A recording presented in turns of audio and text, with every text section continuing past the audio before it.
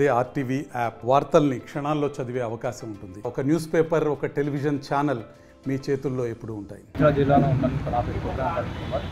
ఈరోజు మన తాగుబోతు సంక్షేమ సంఘం సంఘం అధ్యక్షుడు మాట్లాడుతున్నాను కరుణ్ కుమార్ అని. నేను ఈరోజు ఐబీ సౌరాష్ట్ర నుంచి వెళ్ళి మన కలెక్టర్ ఆఫీస్ నెంబర్కి వెళ్ళించో అక్కడ మన ఎక్సైజ్ ఆఫీస్ దగ్గరికి వెళ్ళి నేను ఒక కాపీ ఇచ్చాను అనమాట.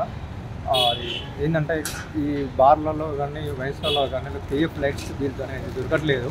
ఎందుకు దొరకట్లేవు అని చెప్పేసి అని ఈ 13 రోజుల నుంచి కేఎఫ్ లైట్లు ఎందుకు దొరకట్లేవు అని తాగుబోతు సంక్షేమ సంఘం నుంచి వెళ్ళి మేమందరం మాతో పాటు యువకులు, పెద్దవాళ్ళు, లైట్ బిల్స్ అందరూ తాగేవాళ్ళు ప్రతి ఒక్కరు కూడా మేము పని చేసుకుంటూ ఎండల్లో పని చేసుకుంటూ వెళ్తున్నాం. కానీ మేము కేఎఫ్ సాంగ్ తాగుతూ తలనొప్పి వస్తున్నది, కడుపు నొప్పి లేస్తున్నది, కాళ్ళు గుంజుతున్నాయి, వాళ్ళు మేము తాగలేము అన్నట్టుగా సంక్షేమ సంఘం నుంచి మేము మాట్లాడుతున్నప్పుడు వాళ్ళు అన్నారు ఏంటంటే కేఎఫ్ లైట్ ఎందుకు వస్తలేదని చెప్పేసి అన్నట్టుగా అనేసరికి నేను ఈరోజు ఐబీ సౌరాష్ట్ర నుంచి పాదయాత్రతోనే కలెక్టర్ ఆఫీస్ ముంగటికి పోయి ఎక్సైజ్ ఆఫీస్ దగ్గర పోయి నేను ఈరోజు కాపీ ఇవ్వడం జరిగింది.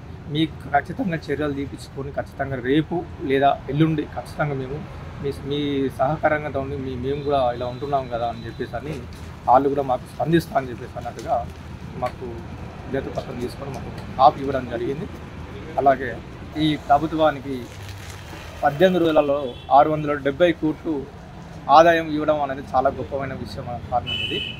అందుకని చెప్పేసి అని ఈరోజు మీ తాగుబోతు సంక్షేమ సంఘం నుంచి తాగుబోతులు అందరూ కలిసి ఈరోజు తాగేవాళ్ళు కానీ ఎవరు కానీ తాగేవాళ్ళు ప్రతి ఒక్కరు ఈరోజు గవర్నమెంట్ ఉద్యోగులు కానీ ఎవరు కానీ బతకాలంటే కారణం ఏంటంటే ఒక వైన్స్ బార్ ఈ తాగుబోతు సంక్షేమ సంఘం గురించి ఆలు చేయబట్టే ఈరోజు ఇల్లు బతుకుతున్నారు. ఇది ముందుకు నడిపించే ప్రభుత్వాన్ని కొంచెం వెలుగులోకి నేను పెంపుదామని చెప్పేసి మా ఆలోచన. ఖచ్చితంగా మాకు స్ట్రాంగ్ బీర్ ఖచ్చితంగా లైట్ బీర్ ఖచ్చితంగా మాత్రం మా జిల్లాకు రావాలని చెప్పేసి నేను కోరుకుంటున్నాను. నేను జగిత్యాల వెళ్ళానండి. జగిత్యాల వెళ్ళినా, మన పెద్దపల్లి వెళ్ళినా, మంతిని వెళ్ళినా, భూపాలపల్లి వెళ్ళినా, ఆసిఫాబాద్ వెళ్ళినా, మంచిర్యాల జిల్లా ఈ 4-5 మా జిల్లాలో తిరిగినా కానీ నాకు ఎక్కడ ఒక లైట్ బీర్ అనేది కనిపించలేదు. అసలు లైట్ బీర్ ఉన్నదా అసలు లేదా నాకు తెలియట్లేదు. అసలు లైట్ బీర్ ఖచ్చితంగా జిల్లా ఖచ్చితంగా రాష్ట్రానికి ఒక 20% అన్న లైట్ బీర్ ఉండాలి. ఒక్క బీర్ కూడా ఎక్కడ లేదు. ఈ లైట్ బీర్ ఏం చేస్తున్నారు? అమ్ముకొని కదా ఎలక్షన్ కూడుందని చెప్పేసి అన్నట్టుగా అలా చేస్తున్నారా లేదంటే నాకు అర్థం కావట్లా.